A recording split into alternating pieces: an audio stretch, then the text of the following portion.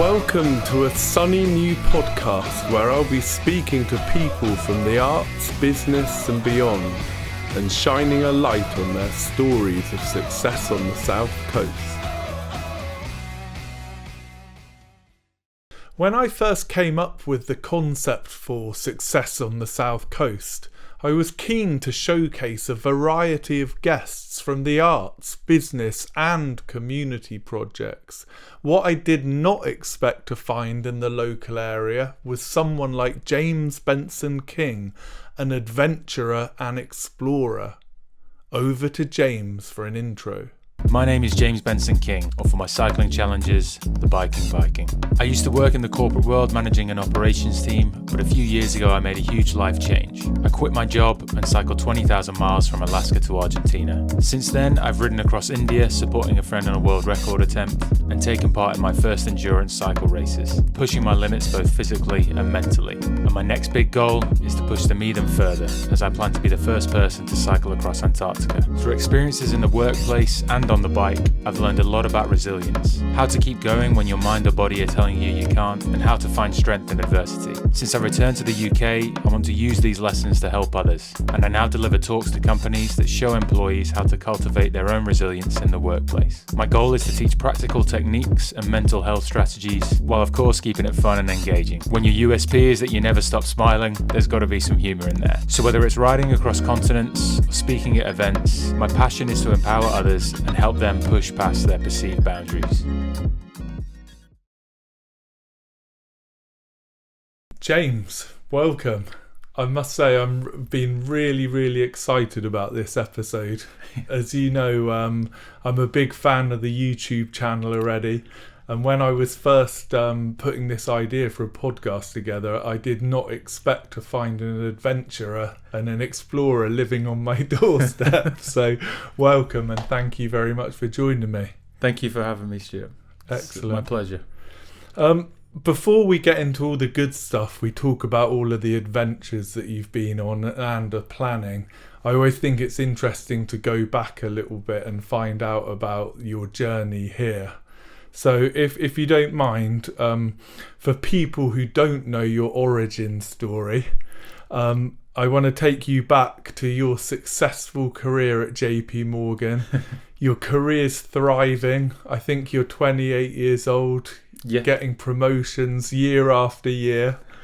But at that point, what did success look to you? This is one of the key themes of the podcast. So casting your thoughts back to your mid-20s, what would success have looked like? It's an interesting question.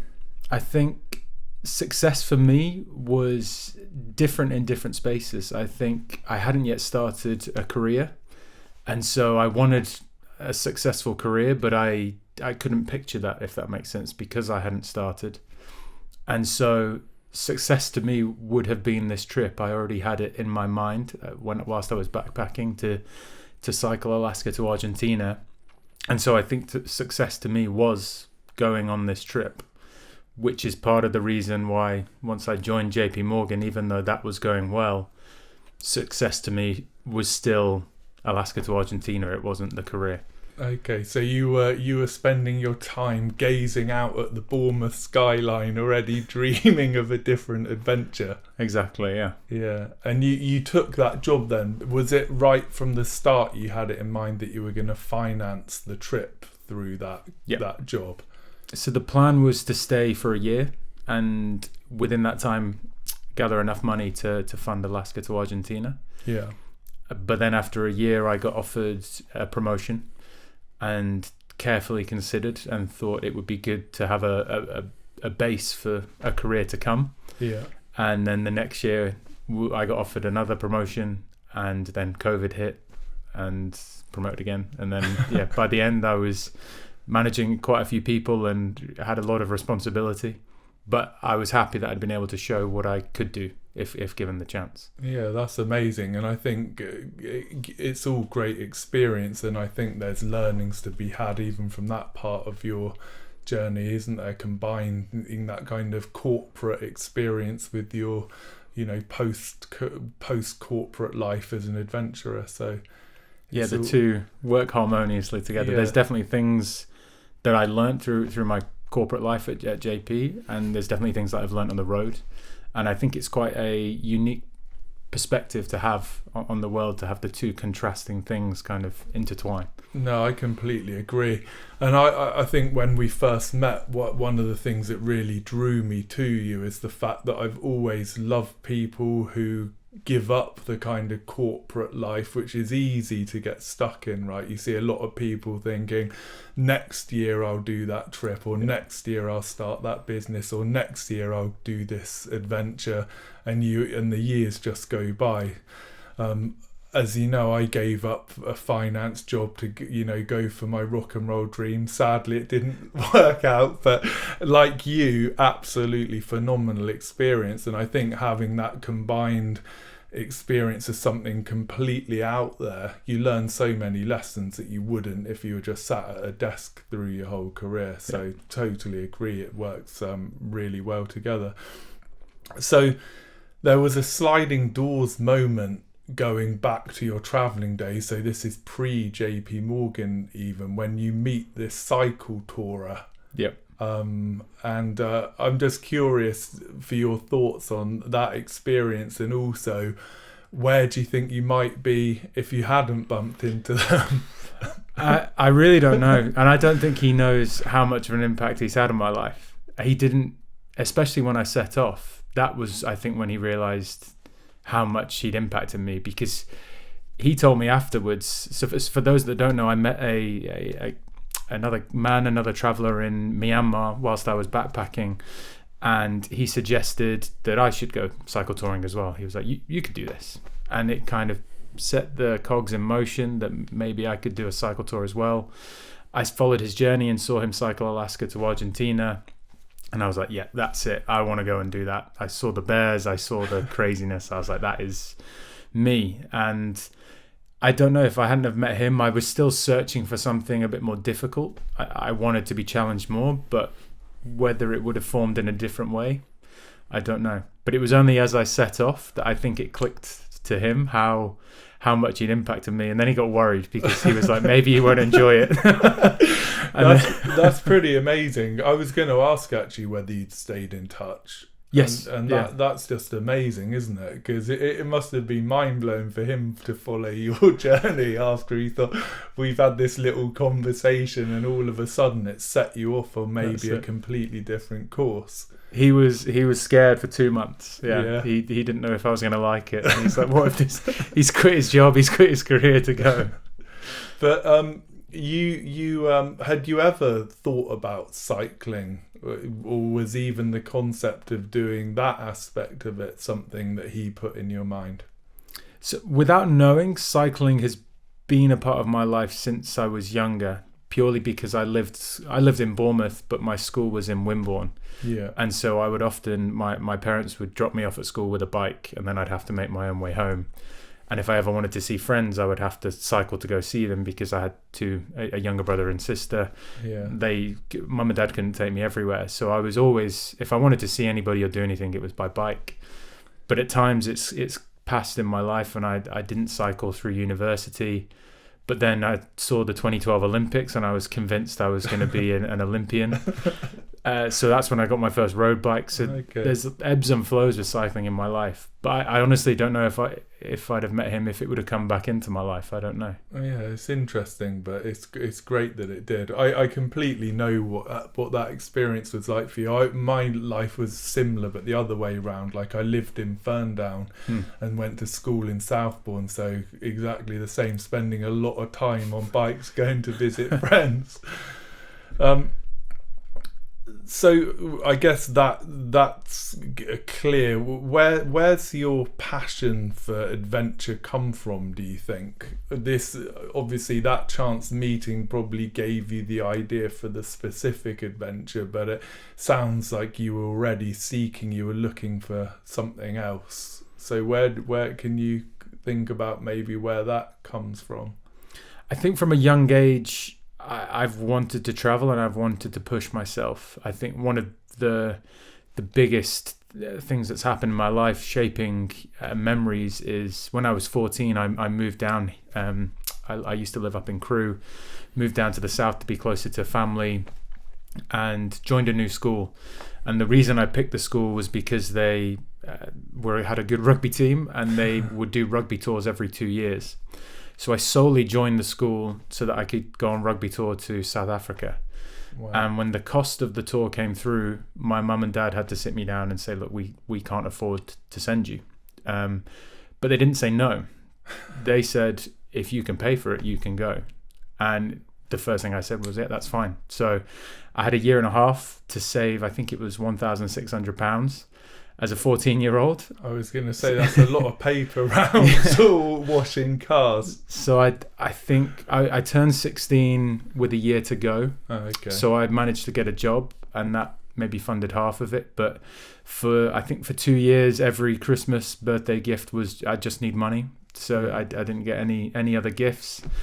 I was doing anything. I think I did a sponsored, didn't eat chocolate for a year and got people to sponsor me, which got me £300. That's pretty good. I thought you were going to say you did a bake sale. No, the opposite. I was like, I'll stop. That's those experiences. I mean, we'll probably touch on this again through the podcast, but I think they are quite formative, aren't they? Having that kind of goal, and knowing that you're fully responsible, and if you don't come up with the money, then you're not going. I'm not going. Yeah, that is a massive life lesson. Definitely, it shaped me. I think it still shapes me now. Yeah, because there was never the same with my Alaska to Argentina trip. When I started that, I was never going to stop. I was never going to give up. And the same with that experience. I was like, I want to go to South Africa, so there's no way I'm not raising this money. Yeah. And so yeah, it's one of the best life lessons you can get, isn't it? Just absolute determination, and never say die. Like, you'll have to drag me, but I'm gonna make it somehow. It's amazing. So you've mentioned Alaska to Argentina a couple of times already. I think all of our viewers and listeners are going to want to hear more about the story. So for the benefit of those that don't know, could you just give a quick overview of exactly what the challenge involved?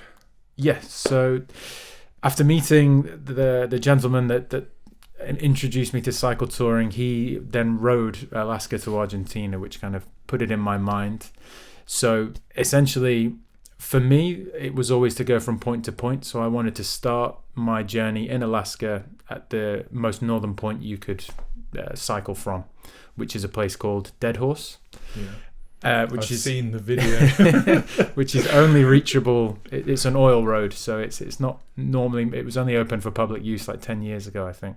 Yeah. So there's nothing there. There's one petrol station halfway, and that is it.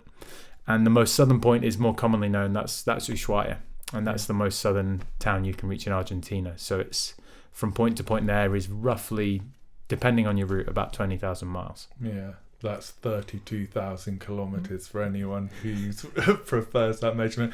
And I just wanted to say, being a bit of a math geek, I couldn't resist kind of trying to put that in perspective for people.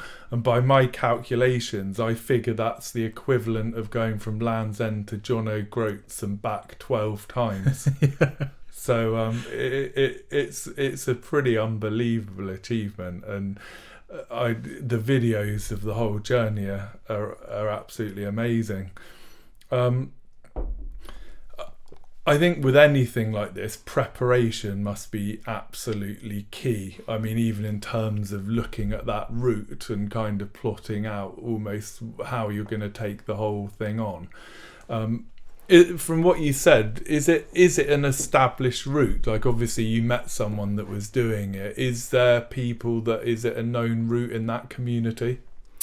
There really is no set route. So there's a few places where it's limited. In Alaska and Canada, there's kind of only 2 or 3 main roads that you can pick from. But there's some places in Mexico where it just splits out and you can go in any direction. Yeah. So I met a lot of people doing similar trips or partial trips along the way, and there's certain places where everybody spreads out and you don't see anybody for weeks or months. And then there's other points like Panama where everybody's on the same road and everything narrows back in. I mean, that's incredible, isn't it? That community of people, all kind of like-minded adventurers taking their own route, that just must be incredible to be a part of.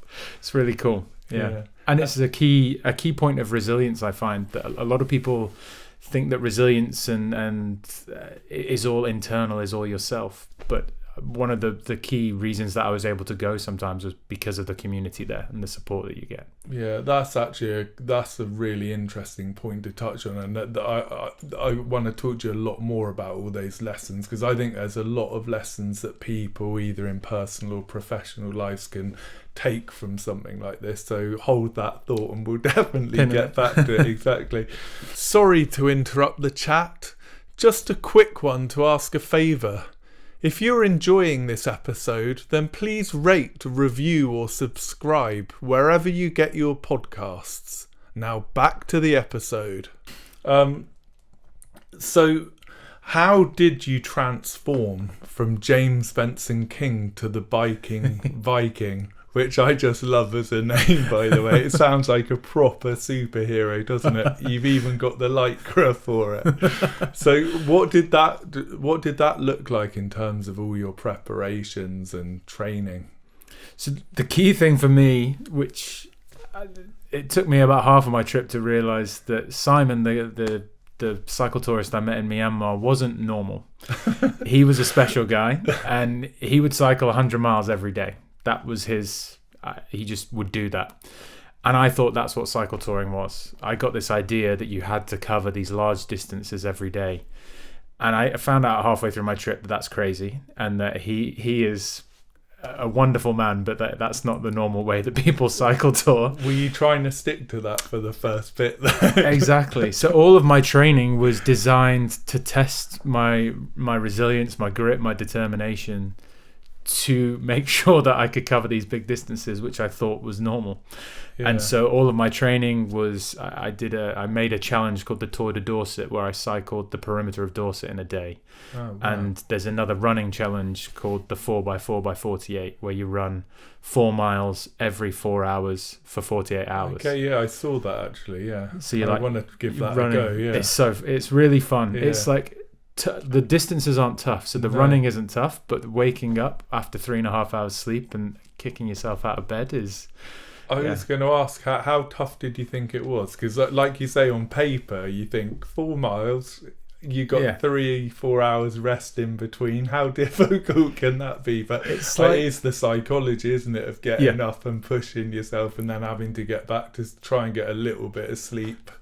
It's the definition of resilience in a way, because the physical act itself, like, I wasn't tired by the end. If anything, my last run, I think, was stronger than my first one. Oh, wow. But it's purely just waking up and telling yourself, I've got to go run. So it's all mental. I'm no good at waking up at the best of times, but I'm definitely going to give that a crack, actually. I'm going to try and do that. I'm not sure if it's still on for this year, but next year I definitely want to try that. I'm just curious, because it's such an odd event in a way, because usually you're setting yourself like a half marathon within all in one go, or a marathon, but to have this kind of broken up over, what did you say, 24 hours or 48? Yeah, 48-hour period. It's I'm really curious about that. You might be, with the baby coming up, you might be well trained at these sleeping intervals. I'll probably find that the easy bit. So you've talked a lot about the physical. I always think with these type of things, the physical training in a way is kind of the easy bit. Having done various things, nothing anywhere like the kind of distance or intensity of what you're doing. But marathon training, very specific plan. If you follow it from a physical point of view, that you can do it, right? Nothing can prepare you, or it's very different to prepare yourself emotionally and psychologically for these things. So was there anything you kind of did from that perspective? No. I'm just thinking, wondering what my ex-girlfriend would say. Yeah, we decided to do an open relationship, but that was about all the psychological preparation that I did on that front. No, that sounds like another podcast. Yeah, we do. that's yeah. There's a part of resilience in there as well. But from all of my energy was focused not on the physical. It was a physical activity, like I would be, but it was pushing myself on the mental side of it. Yeah. In terms of traveling is just a passion of mine. So there was I never thought about leaving my family for a year, which is terrible to say, but we can cut that out. Yeah. But for me, it was just pure excitement. Like I knew it was where I needed to be and wanted to be, and completely. And I think, like you say, by definition, doing all the physical training, you're going to have the tough days, aren't you? Which you keep putting yourself through. That's almost your training in a way, as close as you can get for the hard times when you're out on the main event, so to speak. So because I always think, again, using the analogy that at least I can relate to with like the running, like the more times you push yourself through the wall, or the more times you push yourself to that point where you literally think you can't go on, but you still do and you still finish the race, just having that in your mind helps you next time you get there, because you know you can do it. That's it. I'm talking to a coach at the moment for some of the endurance rides that I'm planning on doing, and he was actually saying that for endurance racing and endurance training, you kind of don't need to do more than 6 hours. Once you've done a few races, you know how that feels. Yeah. So in terms of training, you kind of never need to push yourself. 6 hours sounds like a lot to some people, but in endurance cycling, that's the only thing you really need to do, because actually pushing yourself over that can be quite stressful for your body. And so if you keep on doing that, if you know you can do it, you don't need to push it all the time. So I think once you've got some of these experiences bagged away, you know how it feels, you know you can get through it. Yeah. Some people can train almost too hard thinking they always need to push it. Completely. Which is, he was telling me, it's the opposite. That's interesting. I think training is always a delicate balance, isn't it? And it's key not to overtrain. So that's an interesting lesson as well. In some of your content, you talked about how experience and challenge, and I really like this quote, is taught you invaluable lessons about perseverance and the strength of the human spirit. So what were the biggest challenges you faced? And I think the answer to the sort of second part of that question, did you ever think about giving up, is a definite no from you. But what were when looking back at it, what were the toughest moments and the biggest obstacles? There's two that come to mind. The first one is one of my favorite stories of the trip, and it's the first mechanical problem I had with my bike. So a lot of people, the minute they have a mechanical problem, they'll just thumb a lift, get in a car, and they'll get a lift into the nearest town and sort the problem out.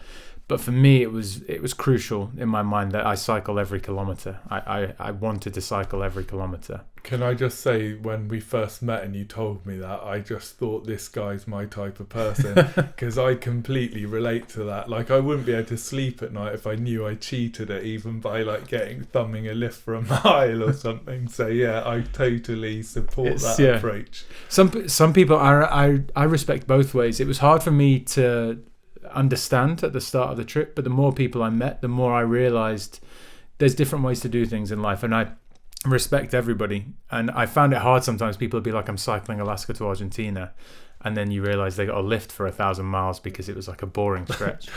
Did you have to bite your tongue a bit at the start, for the start of my trip? But by the end, you just relax. You're like, yeah, it's fine. But yeah, sometimes it was hard to hear. There should still be a special badge for someone who's done it properly, though, shouldn't there? So yeah, I was in Mexico and I got my first mechanical problem. And what had happened was my left pedal crank had partially come off, worn down, and effectively was just spinning around. So my left pedal was useless. So I couldn't fix it at the time. So I just chucked it on the back of my bike and rode one-legged into the nearest town, which was 40 kilometers away. I got into the town and there was absolutely nothing. It was like a pretty big town, but they just didn't have any bike shops. There there was just nothing. It was Not like a car Halfords shops. in sight. No. And so I thought it was quite ingenious. I got a Coke can, which I'd cut to the size of the crank, put the crank back on and tightened it round with some bolts just to get it extra tight because there was nothing for it to grip onto. And I was like, cool, I've fixed the problem. The next morning I woke up, put a tiny bit of pressure through it, and the thing just slipped and dropped off again. Oh, no. And that's when I realised that this problem was going to be bigger than I thought. Yeah. So I did the same thing again so that I could at least rest my leg on a pedal. Otherwise, you're just holding your leg out to the side. And I carried on riding. And so the next town was 100 miles away. So I rode to the next town, steadily going down the direction I needed to go. And every town I went to, they had nothing. So I just kept on cycling. And about halfway, I realized I was going to have to go all the way to the end to a place called La Paz in Baja, California. And I looked at the map and realized that I would have done 500 miles, 900 kilometers with one leg. And so part of me was just like, that's funny to say, so I'm going to do it. But yeah, there was times in that cycle, every day was a grind. Yeah. I think that was the story that sealed it for me. When you told me that story, I was like, I have to have this guy on because it was just brilliant. And having seen the video as well, you could see moments in your face where it was like difficult, really tough, but I think it is one of those experiences, isn't it? I mean, what a great story. You do it all over again just for that story. Just for the story, right? I don't know. Yeah. There'd be question. There was plenty of times where people said, you know, you can stay at my house and we can ship the because I had a parcel coming from the US to fix, and they're like, you can ship it here, it'll be, you just stay with us. But I wanted to be down south for Christmas and on a beach, so I'm too stubborn sometimes. I remember you said, like, it's just the perfect end to that story, isn't it? The fact that it arrived, your new pedal just arrived in time for Christmas. It just wraps it up with a bow, that story.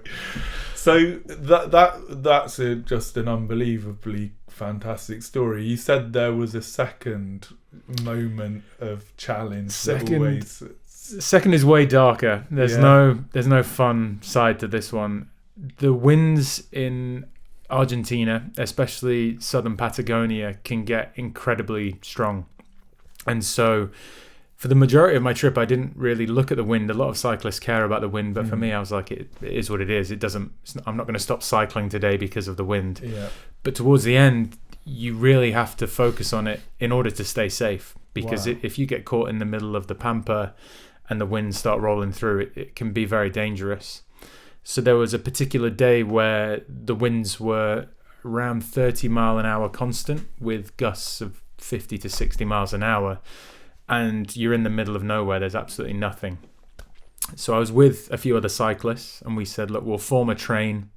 We'll see how far we get and we'll see what happens. So we set off, and after 15 minutes, I turned around and we'd only been riding like a kilometer or two. I couldn't see anybody. They were all behind me sheltering 1 minute, and then I turned around and they were just gone. It's hard to describe how crazy the wind is, but imagine the windiest day you can. Yeah. You can't hear anything, so I just put my head down and carried on riding. And after an hour and a half, I decided to pull into a bus stop, see if I had any service, to check if I'm on my friends. Still couldn't see anybody. And how far had you travelled in that hour and a half? Couple of kilometres. I think maybe I'd done about 12 kilometres, which for me that's quite slow. Completely. Yeah, I think I'd done about 12k. And stopping and taking stock was when I realised like quite how dangerous it was, because even in the bus shelter there was no security. The wind is just battering you constantly. It's a complete mash of the senses. Everything is just all over the place. And that was the lowest moment of the trip, because when I tried to get back on my bike, it almost blew over 3 or 4 times. I think the wind had picked up in the time I'd taken resting. Wow. And I said that I wanted to cycle every kilometre, and this was the first obstacle I'd been faced with where I couldn't see a way to keep moving forward without help. I couldn't get back on the bike. I needed to keep moving because the wind picks up throughout the day. So I think it was 10 a.m. Wow. I knew it was going to get more dangerous. And for a second, I was like, I'm 2-3 weeks away from finishing this trip, and I'm going to have to get a lift. And I broke down. I was crying because I was like, I don't want to get a lift. And within that moment, I flipped. I went, well, if you can't cycle, you're walking. And we're going to get there walking. And so I picked up the bike. There's a video of me. The bike's at a 45-degree angle because the wind is so strong that you can't walk upright. So I'm power charging it along the highway. The hardest part was people started pulling over to offer me lifts. And so I had to say no to 3 or 4 different people. What kind of looks did you get? Oh, they were people? Yeah, they were very confused. Yeah, especially in Spanish as well. And the other thing is, you start to go a bit crazy yourself because it's kind of the only way to deal with it. You can't hear, and you just hear the wind blowing you. Yeah, that bit kind of has taken me back a little bit because it's not something you really think about. It was the worst part. Yeah. Almost worse than actually cycling into it was okay. I mean, the gusts were super dangerous. If you could get on the bike and a gust would come, you don't know what's behind you. You're just in the middle of the highway all of a sudden. And I guess you got to worry about anything lying around blowing about as well. In those kind of winds, anything it picks up, that could be lethal as well. It's crazy. So I walked for 3 hours. After 3 hours, I finally managed to get back on, and it was a snail's pace, but I managed to finish off. And I crossed the border from Chile into Argentina. It was a really big descent, but you had to pedal down because the wind was still so strong. I arrived into this town, and I remember walking into a cafe and my friends being there, and they'd all got lifts, and the door from the cafe swung shut, and I could hear again. It was like getting a sense back because the wind just stopped and died. And that's one of the best beers that they bought me a beer, and it's one of the best beers I've ever had. That's a real movie movement, isn't it? You can almost picture that when they make the film of your life. No, that is pretty incredible.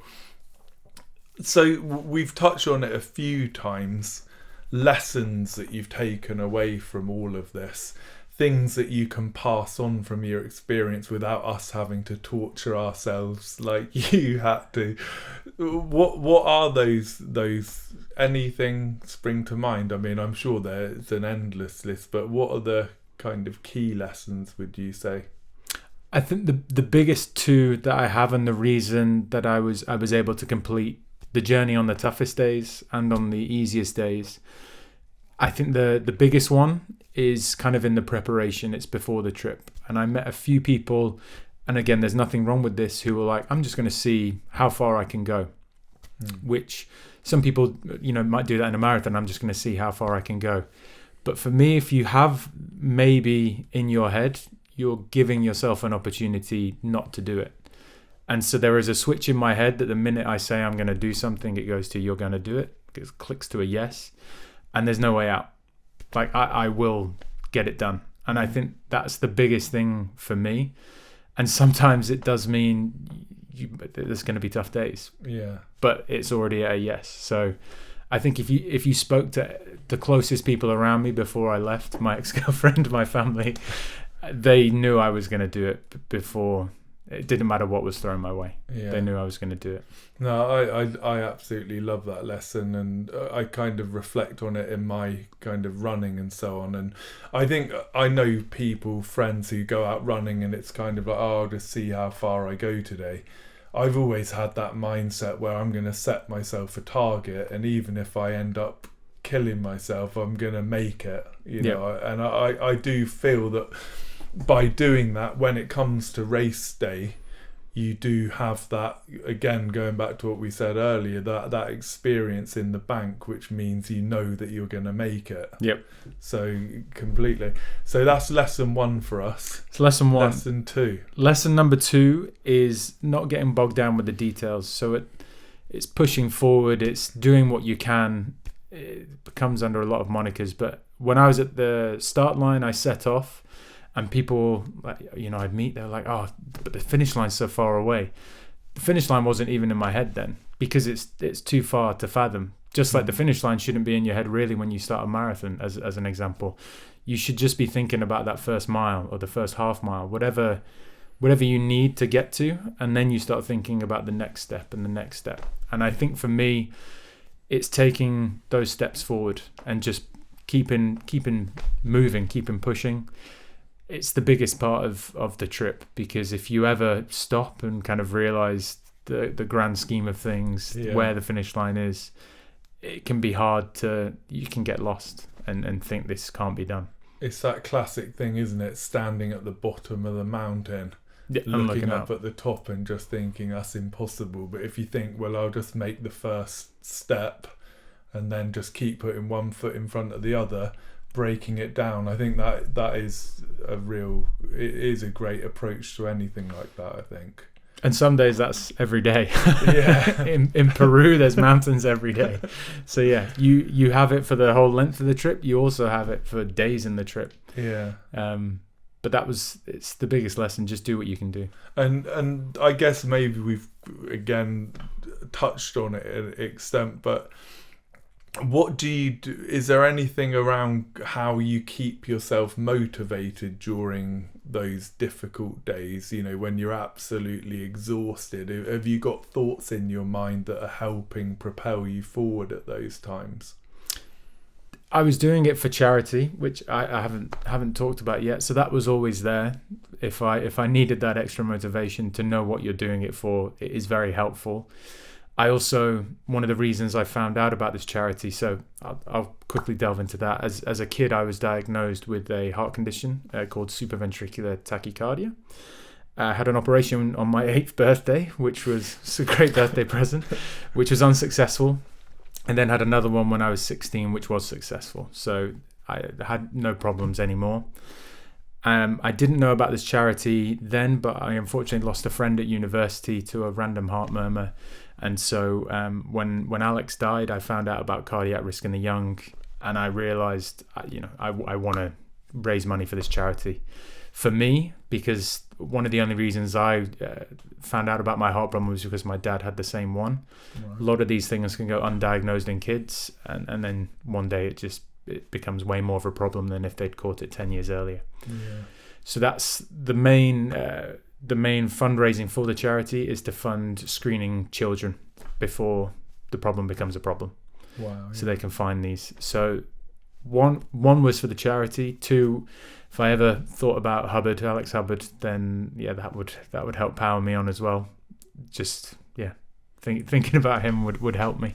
Yeah, there's a lot of great lessons in all of those stories, I think, isn't there? I think it's if something's bigger than just about you, that really helps with this kind of motivation. And I think similarly, you mentioned when we talked previously that just the whole community was a big kind of support factor in a way that you probably didn't think of in advance of the trip. Yeah, I had no idea. So when I left, I thought it would just be me. I kind of knew there was other cyclists doing it. I had no idea how they kept in touch. I had no idea how you found other cyclists.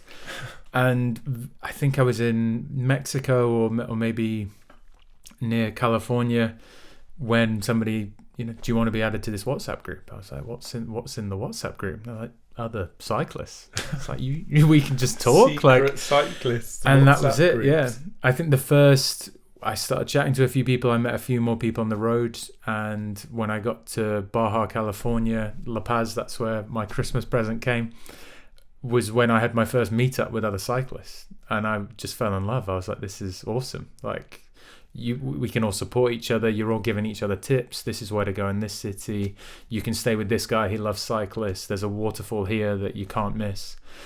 And the other thing that gets you through a lot of problems, it's easy to pull on charity, easy to pull on community, but there was a lot of talk about food as well, which comfort eating can get you through even the toughest days.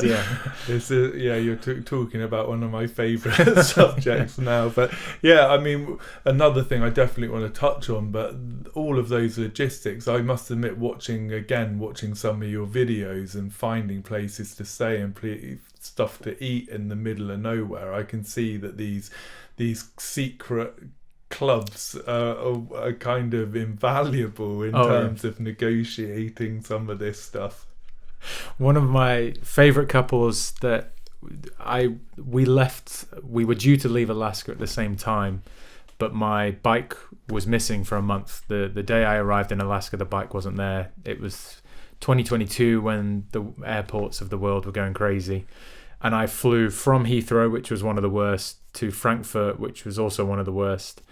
And by the time I got to Alaska, my bike was nowhere to be seen. Wow. So it didn't turn up for a month. So I'd made a few friends on Instagram who were due to leave at the same time as me, but I'd never seen them. And so Susie and Ed were a couple that helped me, secret club. The whole way they had suggestions, stay with this guy, go to this waterfall, eat the food here. And it was only in the last 2 months, I think, that I finally caught up with them. And I overtook them. So for the final end of the trip, I got to send them tips. You had your opportunity to pay them back. That's it. I was sending them anything. There's a pebble here that's really interesting. That is incredible, though, isn't it? Wow, that's phenomenal, just to be following in their footsteps like that. Yeah. Very generous of them to kind of go to all that trouble. Yeah. But that's the great thing about these communities, isn't it? Everyone's in it together. Yeah. Which is pretty amazing. What do you think are the most important skills that you've developed that made you make a success of the whole thing? It's a difficult question. There's a skill that comes to mind, but I don't think it's what made me successful. I think, is determination a skill? Can we? We can call that a skill. I think it's the key part.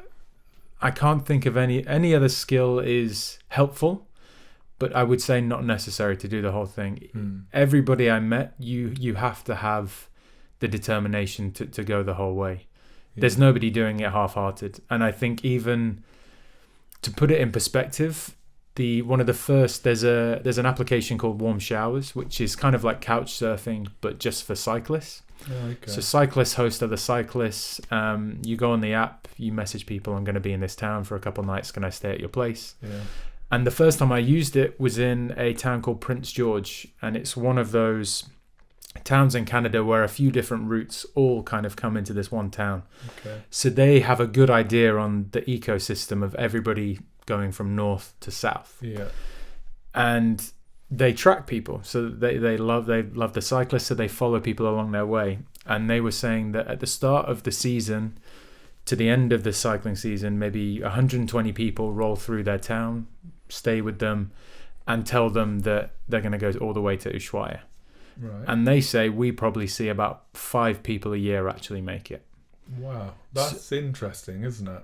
And so I met a lot of people who said they were going all the way, but I only know of 6 or 7 of us that actually, and we're quite a tight group. Yeah, they're not great odds, are they? It's not great odds. I mean, if you think about the amount of people that must have the money, must have the resources, they've started the trip, which is often the hardest thing. Yeah, done all of that, and they still didn't make it. And so I think there's all of these skills that you can have, but I think that must be the most important one for finishing it.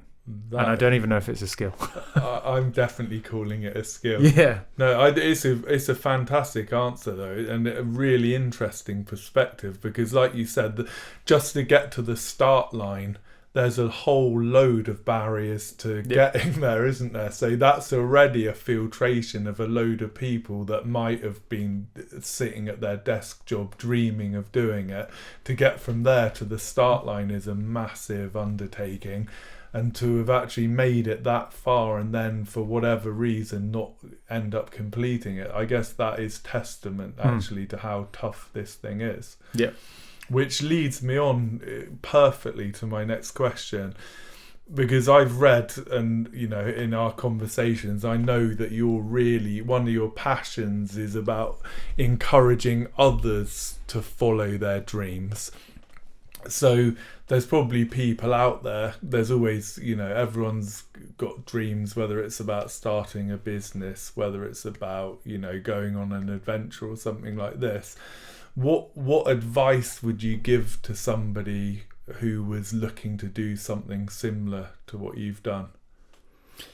I think don't be deterred. It's the biggest cliche, is if you can dream it, it can come true.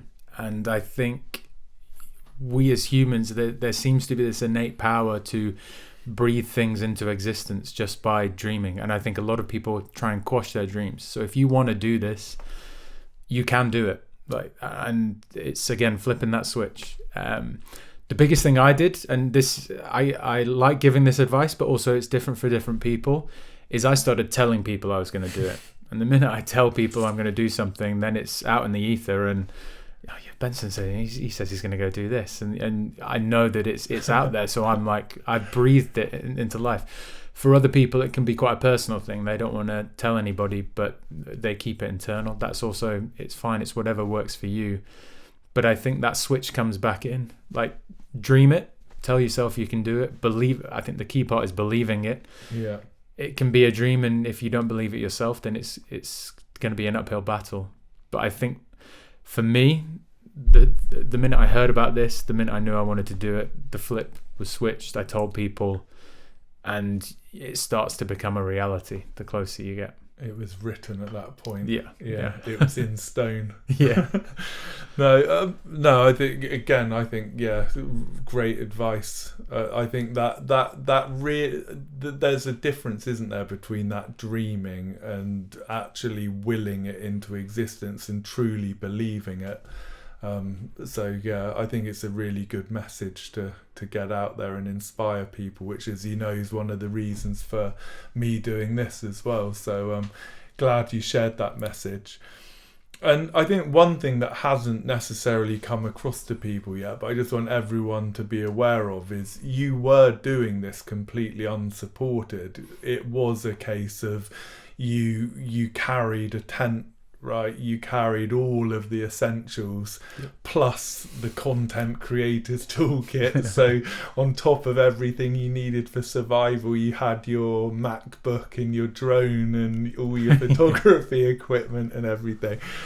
And it's one of those, it kind of has so many questions around it, but how do you go about, I think you've touched upon maybe some of the answers, is all the groups, but how do you manage making sure you get food at the right times, that you've got a place to stay, that you don't end up getting trapped somewhere in howling winds and suddenly realise you're going to be out there all night? But also the other bits, like where do you charge your laptop? How are you finding time to do the content creation? It's a lot of practical kind of logistics away from the adventure, isn't there? Yeah, it's all in the background, and that's honestly that's maybe a skill that I hadn't thought of that could be considered just as crucial as determination, I guess, is managing all of these things that are going on. The key things being food and water. Without them, you're done. I think it's something that you become more comfortable with as the journey goes on. So when I started in Dead Horse, it's 500 miles to the next town, and there's only one petrol station where the food is incredibly expensive. So I carried all of my food for basically 2 weeks, which meant my bike was just stacked high with food. I knew I could filter water along the way because the rivers in Alaska are beautifully clean. So I was just filtering water. But food was the main concern there. Yeah. But that was I think after that I didn't carry more than a week's worth of food at any one time, really. And so further south, I think food became more and more regular. There wasn't many times where I really had to worry about it. Part of that is because I like to cycle quite big days. So other people definitely struggled a bit more because they didn't want to do more than 50-60 miles a day, which definitely limits what's going to come up. Yeah. But for me, I was happy to chuck in a big day here or there and make sure I didn't have to carry as much food. So even towards the end, maybe 2 or 3 days food was always enough to get you through. But it's interesting that you even sat there now, you're kind of realising what a big element of the whole challenge that was, and kind of reflecting on that. And I think it's an interesting one, because that is a very specific skill, isn't it? Like the kind of person that you could give them a bike and say, right, cycle, and they'd be happy doing the distance. It's a very different skill set to all of this logistical stuff and balancing out, where your next meal's going to come from, where your next bed's going to be. So I think you're probably right. That must be a factor in terms of the people that complete this thing. You need to have those two very different skill sets. Yeah. There is a side of it, again, that I hadn't thought of, is the safety of it. So not only is it getting food and water to stay safe, but in certain areas in South America, there's dangerous parts that you need to kind of read up ahead on and avoid. So it all, I guess it comes under kind of one skill set that at the start is you haven't developed, and everything is kind of, you're wide-eyed at everything.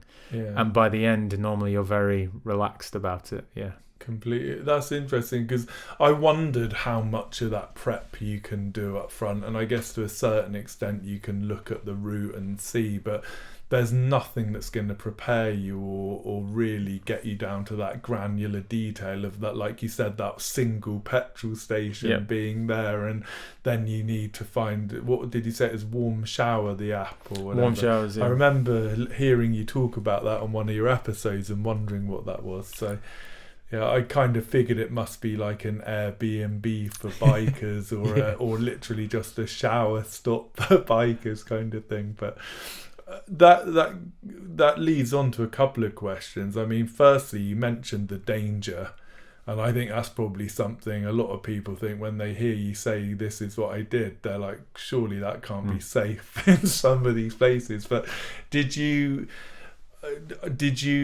a big guy, so we same as me, sometimes you take personal safety a little bit for granted.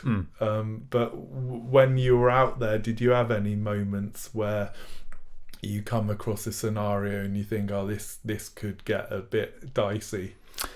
There's two key times. The first is a bit more fun. Give me the fun one first and the dark one second.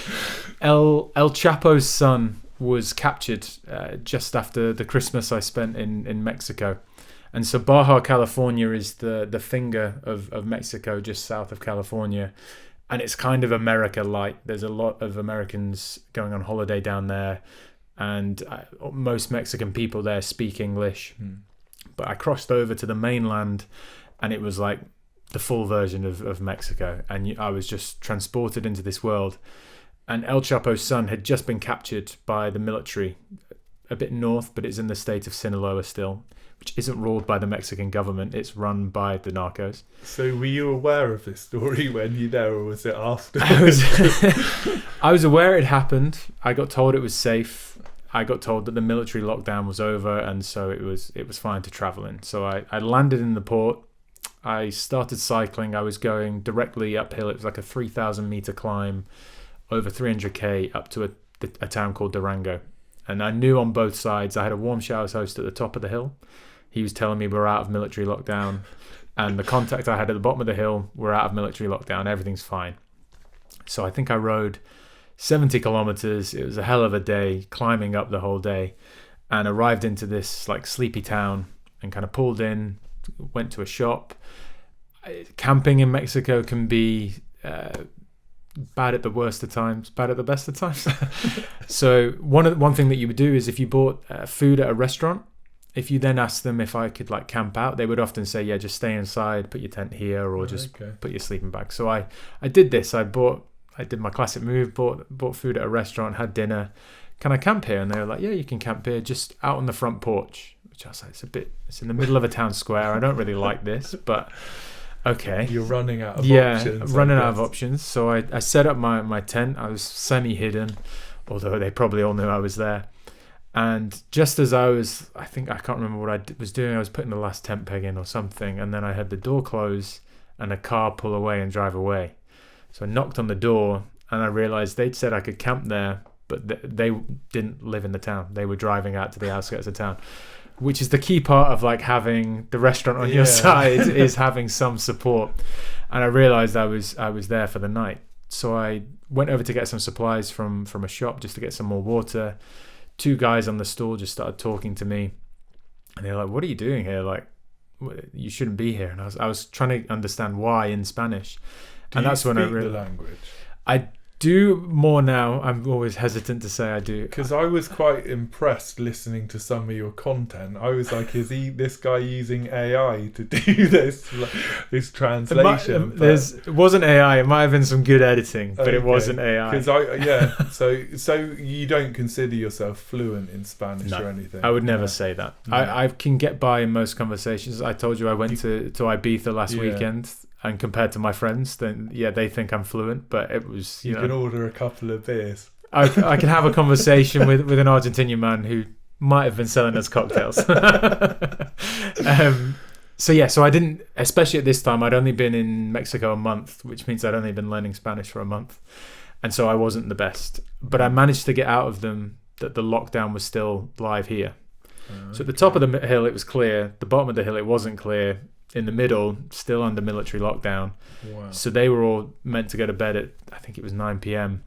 And they started asking me if I had a gun to protect myself. I had no idea if they were joking. Did you have to look up the word? What does this mean?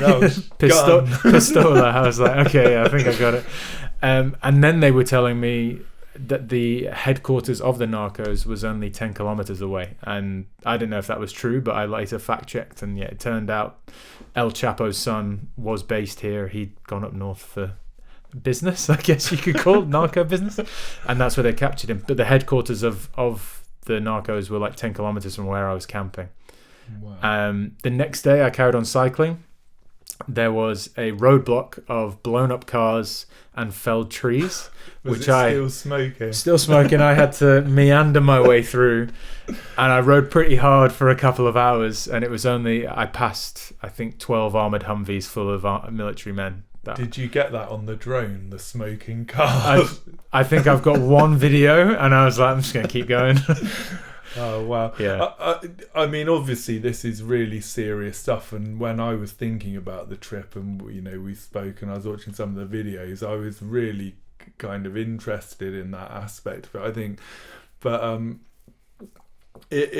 it's one of those things, isn't it? You can sort of sit and laugh about it now because there is something comical. You can imagine a guy turning up on a bike in the middle of one of these places. But it can turn quite quickly. Yeah. So obviously happy to hear that you got through, lived to tell the tale. Hey, me again. The next story from James's adventure contains descriptions and themes that some of you may find disturbing. If you want to skip it, then please jump to the next chapter. But what was the other one? Because I can't remember if this was the dark one or this was more. I'm hoping that was the dark one, but I don't think it was. No. Was it? So after Mexico, I can laugh about Mexico because like 99% of the people you meet were incredible. Like I absolutely loved Mexico. Mexico is my second home as far as I'm concerned. I still have people that I talk to all the time there. Really loved it. And even I know some people who had interactions with the Narcos, and even they were kind of like, we're not here for you. So like go through. And so there was a light-hearted sense to it, although sometimes were very serious. And in some areas I was concerned. For the large part, it was a risk that I was always willing to take.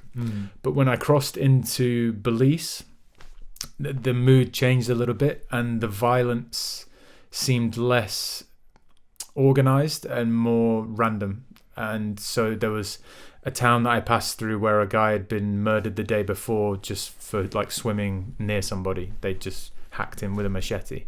And so because this was happening, I was a bit more, didn't feel as safe. And I guess, like you say, these kind of random acts of violence, it's like you could easily be in the wrong place at the wrong time. Wrong place, wrong time. Stuff, carrying valuables. Somebody sees your drone, aren't you? Yeah. And so I was a bit worried. I'd found what I thought was a little camp spot at the end of the day, and I'd started to kind of set up my camp. And when I asked a guy, it was down by a river, so that I had access to water. I kind of asked the guy if it was safe to camp here, and he was like, "No, you need to leave like right now." And I was like, "Okay." Like I started packing up my stuff, and he was emphatically coming towards me and being like, trying to shoo me away like a chicken, just being like, "You need to go." And so I packed up my stuff and kind of left. And I looked at the map I had. I could see there was a Mayan village like nearby, so it's kind of rural. There's no real shops or anything, but I thought, you know what, if I can camp near them and just ask a family if I can stay with them, maybe that will work. I found there was a tortilleria, so they make tortillas, and I just asked this family if I could stay with them, which they said yes. So they let me camp up. They had like 10 kids, and I was playing football with them, and everything was kind of nice. And I decided to ask, you know, why did they say down by the river wasn't safe? And it turns out, unfortunately, 15, 20 years ago, there was quite a famous case of a British girl going over there to do relief work. She was trying to build a school. 2 local men had seen her draw out money to pay the workers to help build the school. And as she'd gone through the jungle trying to find the location of the school to build, she'd been murdered. Wow. In a really bizarre way. It was like she'd been stabbed like 200 times or something. But the reason that the guy was emphatically telling me that I needed to like leave was because those guys broke out of prison a year before, and I later found out were apparently being harbored in the village that I was in. Really? So yeah, a lot of it was you a were bit neighbours for the for the night. That's crazy, isn't it? I mean, what a horrific story. Firstly, but yeah. Wow, yeah. That one was dark. That puts things in perspective, doesn't it? Yeah. Wow, that's pretty mad. I mean, so carrying on without wanting to dwell on the darkness too much, but starting to think about some of your other adventures, because I also watched your videos around the trip in India, where I think that time you were supporting somebody, right?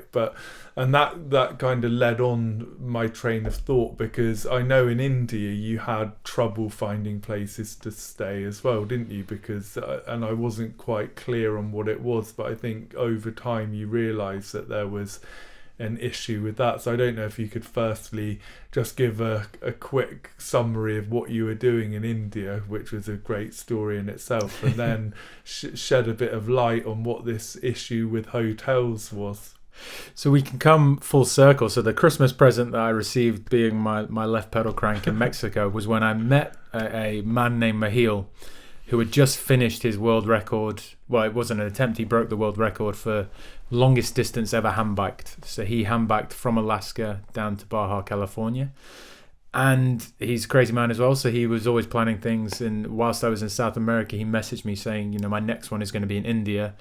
I want to break the world record for the highest altitude ever hand-biked. And I, of course, said, yep, I will join you on that one. Just tell me when. Yep. So the idea is that Mahil is disabled from the waist down, so he has a lot of medical items that he needs carrying. He needs support, so me and a few other people we flew out there to support him on his record attempt. Excuse me. And so we decided it would be like India, it must be really easy to find hotels to stay in. It would be super hot, so it would be better if we had air conditioning. And once we left them and they went up into the mountains, they figured they'd be able to get places to stay easily, really close together. So we don't need tents. Like, we can save all of that weight for camping. We probably won't camp, and we'll be able to be really light. And so we started the journey. Mumbai was absolutely fine. There was hostels. Excuse me, sorry. And we got on an overnight train up to the start point, and we got off at 3 a.m. and we're like, right, we just need to find somewhere to stay for the night. And I think we got to our 10th hotel where we were turned down, where we're going, something's going wrong here. Like, we don't know what, but we were so tired from the overnight train that we didn't have time to figure it out. So we found a hotel, paid, extortionate amount just to be able to get in, and didn't have to fill out any forms. So we think that's where we heard something about a form was the reason we weren't accepted, but this guy was willing to let us pay to not fill in the form. And so this kept on going on. It was taking us a lot of energy throughout these days to find somewhere to stay, just because they weren't accepting us for whatever reason, and the cheaper places in particular didn't want any sign of us. Even the more expensive places, who must have been doing something in the background to make sure they were happy, but sometimes they would turn us away. And ultimately, I think it came down to, I spoke to a few people afterwards, there's a form that if you fill out and just carry around a printed copy, everywhere would apparently accept, but it's a lot of effort for them to fill in. So no one told you this? No one told us this before. I think it's because in the major tourist hubs, the backpacker hubs, it's not a thing. Like the hostels have it all sorted, but we were going through the middle of rural India, so it's But if you fill out that form and have it all done, then they don't have to put in any effort, and they'll accept you anywhere, apparently. So that was interesting, because I watched that story. I think there was a few parts about it. Again, really great story, really good watch. And it's just another one of those things that you'd never plan for, isn't it? And when you're out there, you've got no way of finding out what it is. You hear of this mysterious form, but I know where to go and print one off or work out how to complete it. That's it. The language barrier is real there. I can imagine.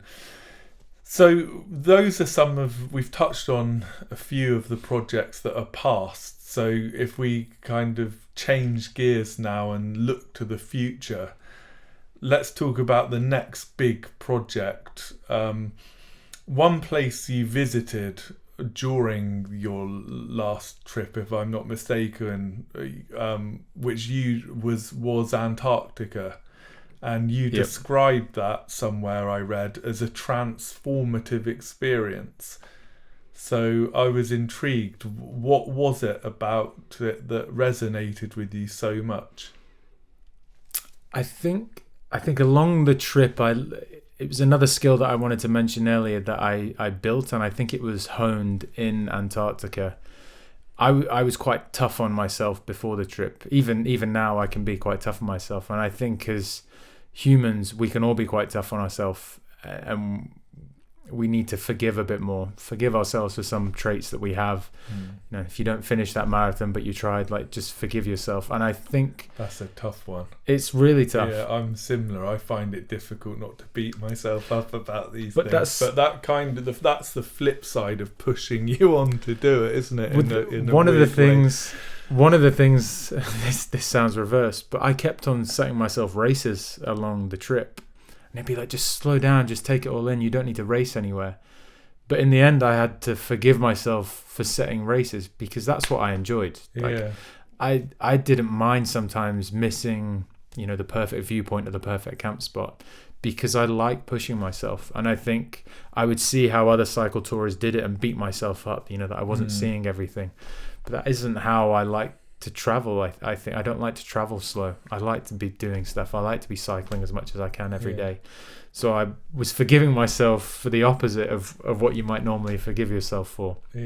And I think Antarctica was transformative because of the continent, because of what it is. It's just so peaceful, so beautiful, so pure. It's hard to describe, but I think also because you may as well turn your phone off for 10 days. And so you're just transported back to a world that started as at the decade I was born, where everybody's on phones, and all of a sudden everybody is just talking, and it just gives you so much time to think. And I managed to process the whole trip that I just come over. That is so refreshing, in every way.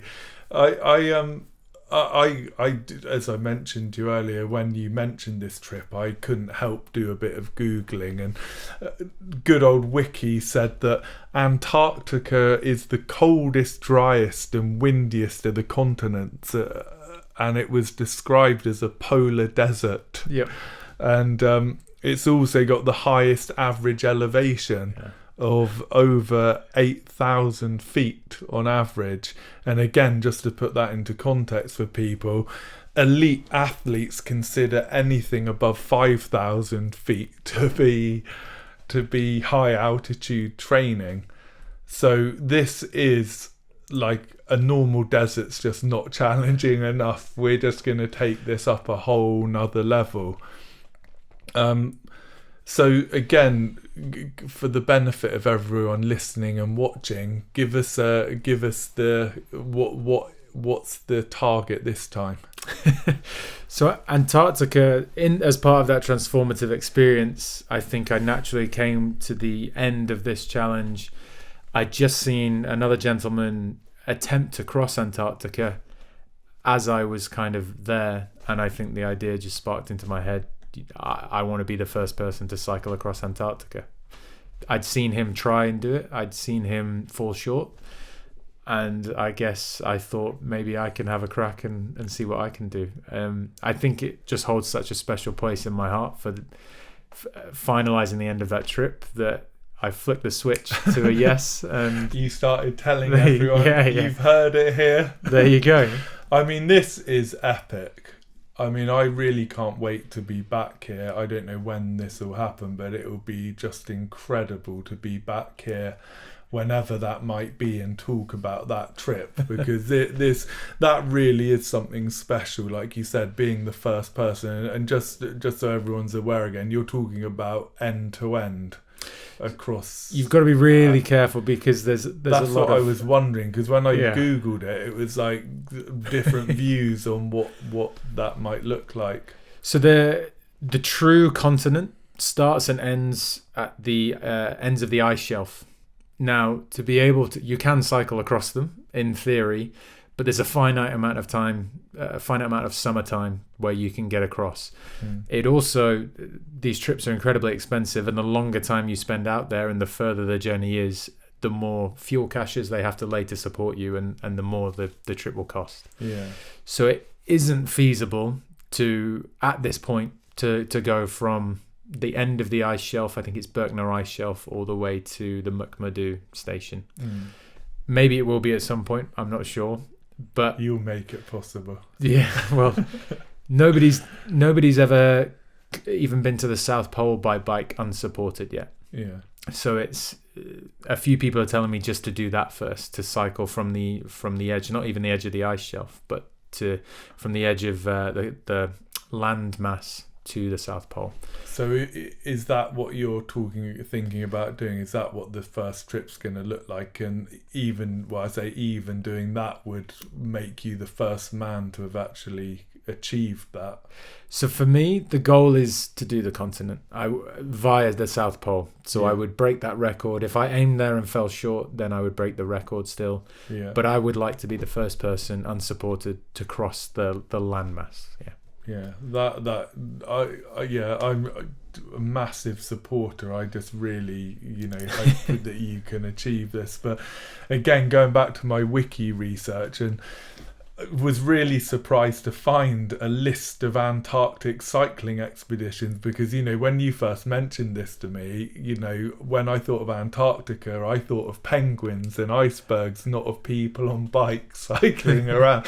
I was like, is this even possible to be cycling? But I did read, I think the record, or one of the records, because like you say, it's defined in different ways, was Daniel P. Burton, who was a cycling enthusiastic from Utah, who managed 775 miles, or about 1,250 kilometers, solo, but with food drops.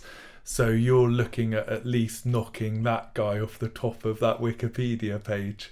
Yeah.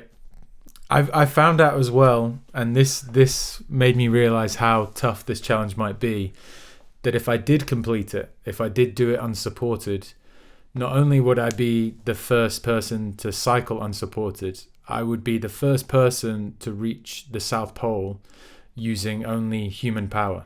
So most people that do it will hike with snowshoes, with skis, and they'll take kites as well to take advantage of the wind. Wow. So nobody has ever done it just powered by human. Okay. So I'd break another record as well. That really is awesome. And again, I guess it's probably a good moment to say, I mean, you're talking about doing it on a proper bike, and I was looking at these snow bikes, and they've got these really thick, like 20 centimeter wide tires, some of them. And I've learned so much doing the research for this, but I've seen like some of this is actually a big sport in places like Japan, like this is a real thing, like snow biking and proper snow biking, not these bikes with skis but actual wheels. So there's a lot of specialist equipment needed for this type of trip. And I guess even listening to you now, we talked earlier about preparation being key, but this is next level. I mean, you're talking about really, really harsh conditions, and I know from watching some of your previous videos that some of the days you had quite difficult conditions at times, but this is again another level, isn't it? Like every day.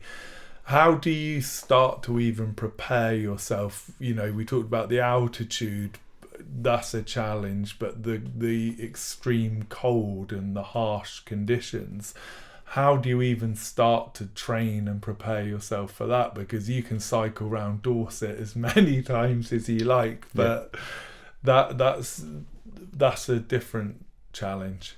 So the key struggles that I've heard, the main overarching theme is just do what you can. So at the moment, I'm just reading, learning, training, putting one foot forward at a time. Like we said, it's the same approach for the trip will be, just keep on moving forward. Yeah. So sometimes I don't even know what some of the goals need to be, but you just keep on working. The biggest two struggles that I know of at the moment, one is the actual surface. So practicing to ride on snow can be quite difficult year round. And so the biggest thing that a man named Omar De Felice did, who was the guy I watched, who was unsuccessful, unfortunately, was he practiced a lot on sand, because apparently it's a very similar feeling. Yeah, that makes sense, actually. So the ice grips mean that you feel fairly stable, not as slippy, but it is very kind of similar to sand. You slip down as you're going over things. But I think the hardest thing is the temperature will be cold. Obviously, I think his average temperature was -18 to -20, but there's ways around that to keep warm. The hardest problem is that you're doing a physical activity, and it's once you start sweating, it's really hard to get dry and to get warm again. So it's actually your cardiovascular health has to be, and fitness has to be incredible in order for you to be doing this physical activity and not sweating. Which I think is going to be the hardest thing for me, because I do sweat a lot. And I kind of need to stop, because it would be a trip ender if you can't get warm and dry at the end of each day. So does that mean then that really the key to this is just seriously high intensity training? So that's and being able to sit in kind of a zone 2 cardio state for hours on end without really being impacted and your body heating up. That's the plan. Wow, okay. Well, I'm looking forward to seeing that journey. And do you think you will be producing content? Because like you say, almost the build up to this is going to be as fascinating as the actual event, isn't it? I've got a few people who I'm hoping to work with, do some promo material. I do think filming anything out there would probably be considered support.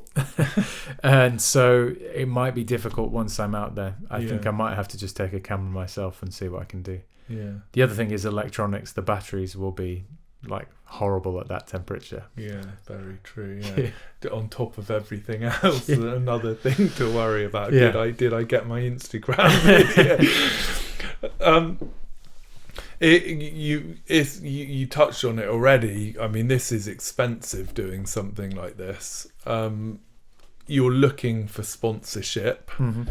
So I guess the first thing is, if there's anyone listening or watching this, then definitely get in touch with you. But what does that kind of look like at the moment? Just reaching out to people, just networking and seeing again where it leads you, I guess. Yeah, I think when I heard the figure, I mean, I won't say it out loud, but when I heard the figure, my jaw hit the floor. You can tell me off the camera.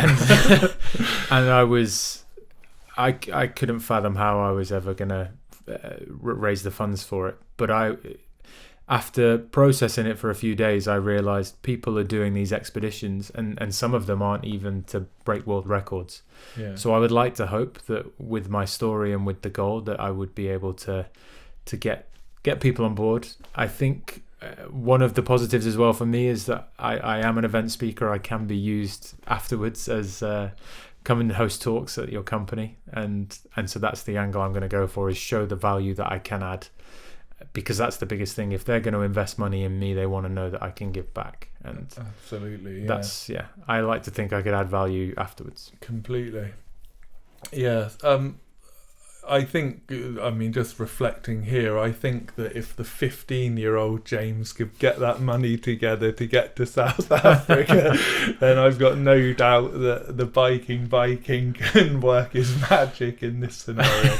I might have to do no chocolate for a year, see if JP Morgan will sponsor me. You might need the bake sale as well this time. Double up. But it's almost like we hadn't planned this, but you mentioned the event speaking, and that was exactly where I was hoping to go next. So you're taking all of these learnings, all of these insights, not just from your adventures, but as we started talking about at the top of this episode, all of your life, the challenges you had through your sports career and your corporate career.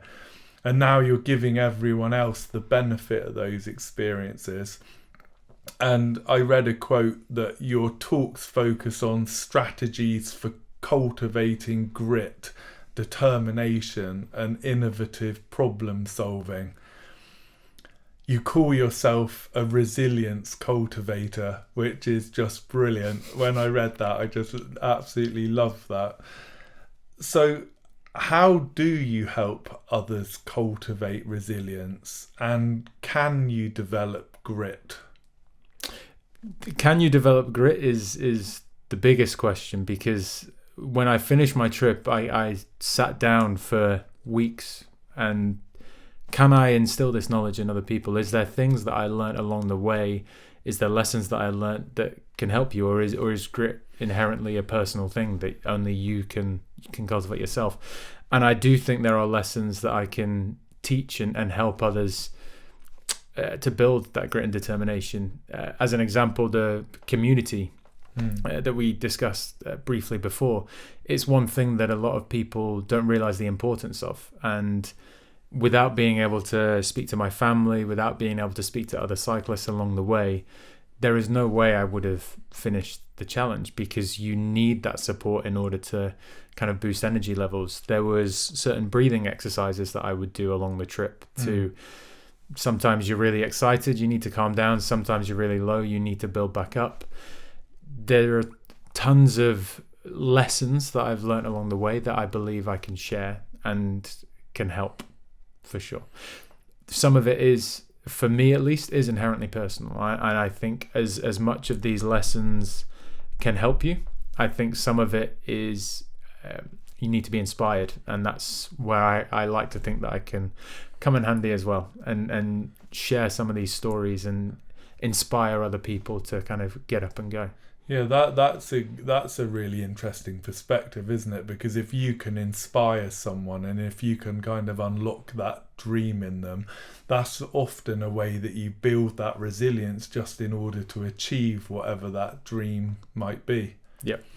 And I guess, is there other tools or techniques that you think of? Like, because we talked earlier about if you keep putting yourself in the same tough spot, for example, I guess that might be a classic thing to build resilience, keep pushing that kind of edge of what you think you're capable of. What's your thought on those kind of other kind of aspects of developing resilience? So the one thing that the way I approach problems, again, can be quite different to other people, and sometimes I lack patience. But I approach problems with a heavy, like a bull in a china shop sometimes, which causes more problems than it does. I don't know, maybe it evens out. But for me, it's just get stuck in. And what's the phrase? Stone sharpens steel. I think if you keep on pushing and training yourself and pushing yourself past these barriers, you definitely get stronger and you definitely get more resilient, mainly because you know you can do it. You've done it before. And that's how I trained for this trip. I built up the mental resilience purely by doing longer and longer distances. So there is lessons to be found in pushing yourself, definitely, before the trip. But I've also seen people rock up and they didn't do any cycling before and they've also done well. So I think it's different for different people. I think from my event speaking, as I say, I like to inspire people.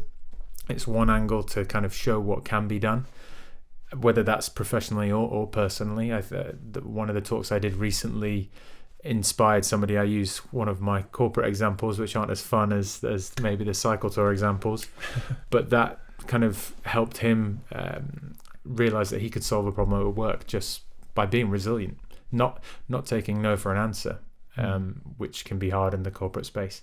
But I think through that inspiration and then through some resilience lessons, I can inspire you and then also teach you some lessons to help you along the way. Yeah, it's a really effective kind of two-pronged attack, isn't it, on that kind of road? Yeah. I think so. So I guess to wrap up all of this, how do you think your journey then and all of these experiences allow you to benefit organisations and individuals in that professional kind of arena? We've talked about resilience and the grit, and how would you bundle all of that up? So for me, I think what I realised, a lot of the reason I became successful at JP Morgan in the short time I was there was the resilience I had from the backgrounds that I'd come from. I just had this attitude of no isn't an answer, right? Like, we have to be able to get this done. And I think for a lot of people, the minute they hear no, they get beaten down and they can't move forward. And so it's a different kind of resilience, but the same lessons and the same examples apply. One of the hardest parts of my job in the corporate world was I was terrible at giving feedback, and I found it very confrontational, but I was managing 15 people, so you have to, it's part of the job. You have to tell people what the bonuses and salaries are. You have to tell people how they can improve. Yeah. So the same way that I would approach cycling up a mountain is the same way I would approach going in before having these chats. And I don't work there anymore, so I can tell the staff. But I would go and sit down in a room on my own, do my breathing exercises for a minute, calm down, and then go in and have the end of year talk or whatever talk, the progression talk with them. The difficult conversation. The difficult conversation. Yeah. Before I head up mountains, I'll take a second just to sit down. Maybe I'll have a cheeky glance up just to see what's coming up, and then I'll go, okay, yeah, let's take a few deep breaths and just calm down. And yeah, so it's the same approach, whether it's in the corporate world or having fun. Yeah, no, definitely. Well, I'm really looking forward to hearing you speak, and I don't think it will be too long, hopefully. As we head into the final straight of the podcast today, I wanted to just touch on a few of the kind of overall themes that I'm interested in and want to explore through this series. One of those is happiness. What is it? How do we get it? Where do we find it? And I always think it's strange, happy, it's such a small word in many ways, but in the modern world, which is so complex, seemingly somehow, it seems more complex maybe than it is. But what does happiness mean to you? Put simply, on the trip is how I learned to deal with this, because what you learn is a lot of people put happiness as a goal in the future, and it's something to be achieved if X and Y occur. And for me, I was the same before the trip. It was, if I go to Alaska and Argentina, I'll be happy. And then I realized on the trip that that's not true. You might be happier in general, but you still have ups and downs. And so along the trip, I did a lot of reading about this, actually, because it was quite shocking to be like, why am I not happy all the time? And you realize that you shouldn't be happy all the time. but you have to accept that happiness isn't a goal that can be attained. It's an emotion. You can decide to be happy, and I think the minute you stop chasing it and you stop, if I buy this new car then I'll be happy, it can never be achieved. It's a constant chasing. But if you accept that you can control it now and you can be happy now, then yeah, happiness for me is just now. It's living. This is almost like the perfect promo. I couldn't have scripted that answer better myself. No, I mean I completely agree. I mean it's I think you hear this word gratitude a lot as well these days, about just taking a moment to actually be kind of grateful about what you've got currently and kind of live in the moment and enjoy what you have and get happiness out of that, rather than, like you say, chasing whatever it is. And I that's definitely one of the messages I'm really hoping that I can kind of convey, particularly to the youth, you know, because there's this kind of feeling, isn't there, in the Instagram kind of generation, that it's all about chasing the car or the holiday or whatever. But I think you probably better than more or less anyone, having been on a proper journey, have probably appreciated that actually being on that journey is the happiness, and it's not necessarily just reaching the end. Yeah, for sure. The final night I arrived in, and every other cyclist that I spoke to who finished the whole trip said the same thing. They were like,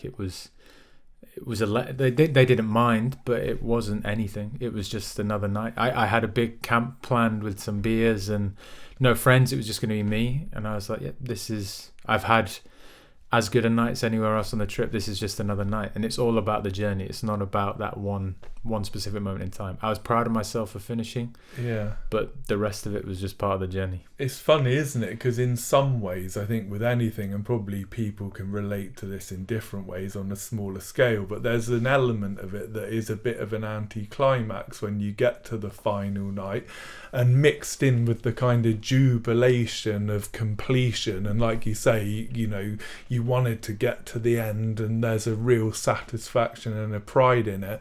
But there's also at the same time a moment where you realise that's it. It's done. That's the end. And there's a sort of loss there as well, that tomorrow you won't have to find that petrol station, but, you know, you'll just go to the diner. Yeah. You know, all of the excitement that you've had through that whole thing is kind of like, you know, it's come to an end in a way.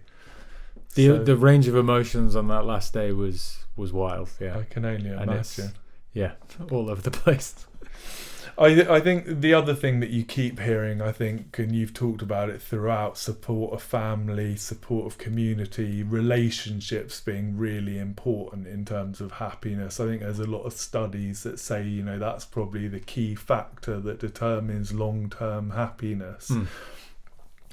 And you've kind of alluded it. We've said maybe it's a different podcast, but how do you manage to juggle personal relationships, romantic relationships, whilst being the explorer, the adventurer? Because I saw on one of your videos, your mum visited you part way across the trip, which I thought was super sweet. But in the main, how is it possible to juggle those kind of relationships whilst you've got these massive goals that in a way you have to be single-minded about? It's very hard romantically, I would say. So my family in these days with WhatsApp and the internet, and there's Wi-Fi everywhere, so it's really easy, I would say, even to maintain a romantic relationship if that is your desire. Just because of how close the world is. I think what I realized for this trip, and what we very quickly realised, is that we thought we wanted to come back after the trip, but that it just wasn't going to work in the meantime. And so for me, we both kind of realised it wasn't going to be. Yeah.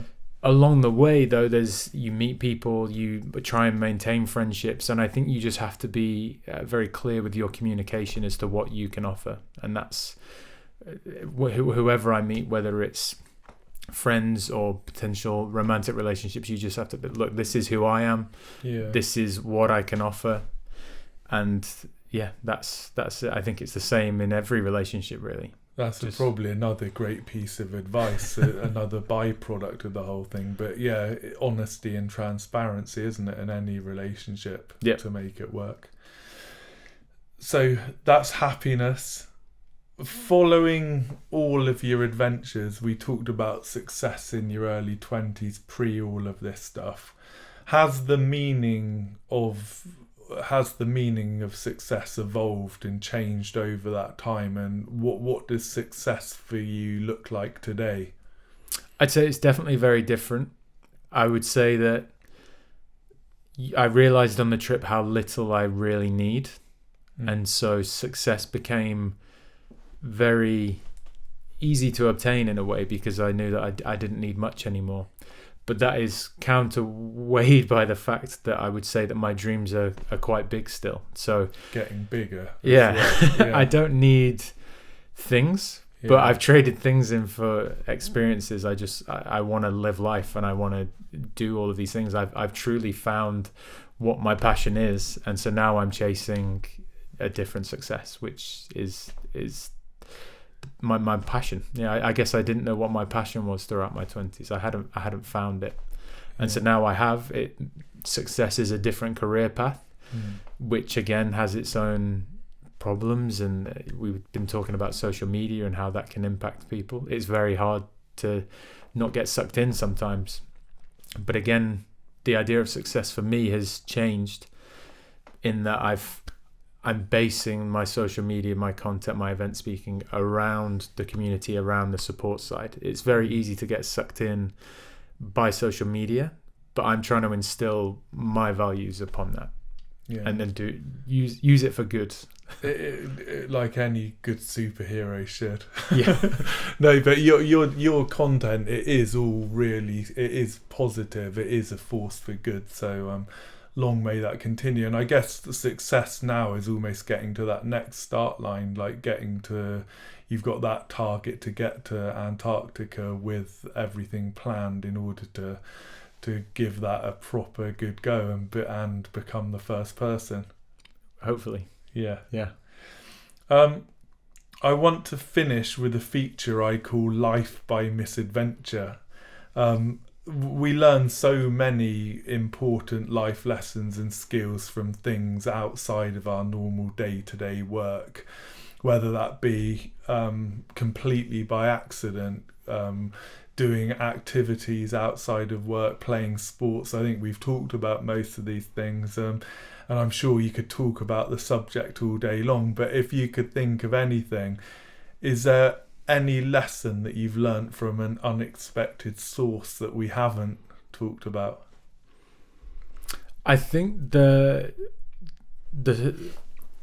skill that I learned from Misadventure, I would say, is the forgiveness that we touched upon before. It was something that I was very hard on myself, and there was a person I met who was friends with Mahil, the hand biker, in Baja California. So I stayed with them for Christmas and New Year, and by completely meeting this woman by random, she taught me a lot and just taught me to forgive myself. And I think it was because of she saw how I was treating her, and then saw how I treated myself, and she taught me to kind of reflect that back on me, treat myself as I'm treating others, because I was way harsher on myself than I was on everybody else. And I think through meeting her, she allowed me to kind of become that. That's amazing. I think it's funny, isn't it? Sometimes when we, like you said, instinctively you're kind, and you're probably kind to others, but yourself you'll beat yourself up, and it really does take sometimes, doesn't it, someone else to actually hold the mirror up and make you learn that lesson. It can be really difficult making that leap yourself. It's hard. Well, James, thank you so much. Just been so entertaining, but can't wait to have you back after the next adventure. But what are the best links for people to keep in touch with what you're doing? We'll obviously put them in all the descriptions and everything. So Instagram, I would say, is my main platform. So that's Biking Viking Rides. The same on YouTube, Biking Viking Rides. I'm trying to post every week, but we'll see how that goes.